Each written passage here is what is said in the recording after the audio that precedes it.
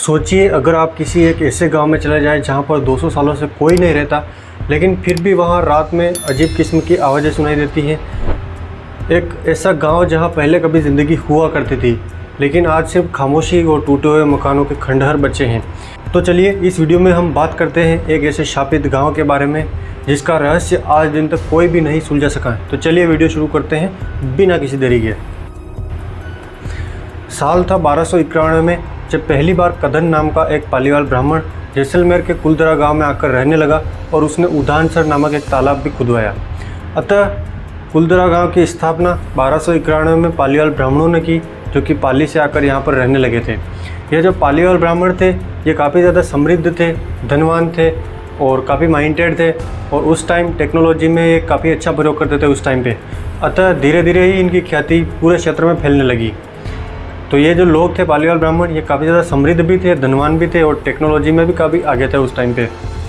गांव के ज़्यादातर लोग कृषि व्यापारी, बैंकर और किसान थे। कृषि उद्देश्यों के लिए ये जल की आपूर्ति मसूरदी, काकनी नदी और कुएं का उपयोग करते थे। गांव के बीचों बीच एक मुख्य मंदिर बना हुआ है जिसमें भगवान विष्णु और महिषासुर मर्दिनी की मूर्तियाँ प्राप्त हुई। अतः गाँव के निवासी वैष्णव थे।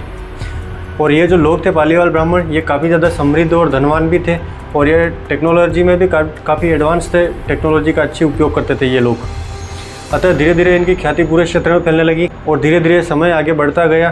काफ़ी साल गुजर गए, काफ़ी शताब्दियाँ गुजर गई। अब समय आ गया सन 1825 में, जब जैसलमेर का जो दीवान था उस टाइम पे दीवान सालिम सिंह, वह काफ़ी ज़्यादा क्रूर, निर्दयी और अत्याचारी किस्म का आदमी हुआ करता था। तो उसकी नज़र इस गांव के मुखिया की बेटी पर पड़ी, जो दिखने में अत्यंत सुंदर थी, और उसने गांव वालों को यह धमकी दी कि वह मुखिया की बेटी से विवाह करना चाहता है, भले ही उसकी मर्जी हो या फिर ना हो। और उसने एक समय सीमा भी तय कर दी कि इस समय सीमा के अंदर उसकी शादी नहीं हुई तो वह गाँव वालों पर टैक्स लगाएगा और अत्याचार करेगा। और गाँव वाले भी उसको अच्छी तरह से जानते थे, वह काफ़ी क्रूर और निर्दयी और अत्याचारी था। अतः उसी रात शाम को गांव में एक पंचायत बुलाई गई और पंचायत में ये फैसला लिया गया कि गांव की इज्जत और गरिमा को बचाने के लिए लोग रातों रात जो हैं इस गांव को छोड़ देंगे, और गांव के आसपास के 83 गांव के लोग भी इस गांव को छोड़ देंगे। अतः सभी ने सर्वसम्मति से निर्णय लिया और रातों रात इस गांव को छोड़ दिया। छोड़ने से पहले सभी गाँव वालों ने उस गाँव को श्राप दिया। गाँव वालों ने इस गाँव को श्राप दिया कि यह गाँव फिर से कभी बस नहीं पाएगा और ये हमेशा बंजर ही रहे। और वो लोग पता नहीं कहाँ गए हुए, जिनका आज दिन तक कभी कोई पता नहीं चला, क्योंकि गांव वालों ने अपने पीछे कोई भी निशान नहीं छोड़े थे।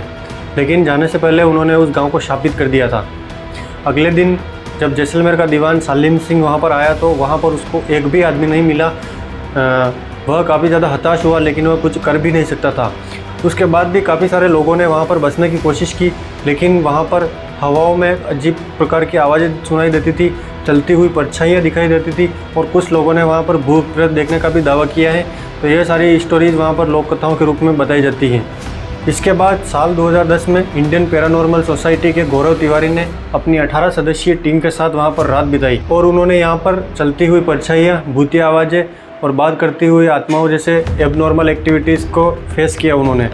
इसके बाद वहाँ पर काफ़ी सारे लोगों ने आकर बसने की कोशिश की, लेकिन हर बार उनको अजीब किस्म की आवाज़ें सुनाई देती थी, मानो जैसे वहाँ पर भूत प्रेत बसे हुए हैं। और ऐसा भी कहा जाता है कि गांव छोड़ने से पहले ही गांव वालों की जो आत्माएं थी उस गांव में बस गई थी, यानी कि आज भी वहाँ पर उनकी आत्माएं कैद है वहाँ पर, और वो किसी दूसरे को एक्सेप्ट नहीं करती है, किसी और को रहने नहीं देती हैं, यानी कि एक प्रकार से शापित हो गया वो गाँव। इसके बाद साल 2006 में सरकार ने वहाँ पर जुरासिक कैक्टस पार्क स्थापित किया, और साल 2011 में वहाँ पर बॉलीवुड की एक फिल्म एजेंट विनोद के कुछ सीन भी वहाँ पर शूट किए गए।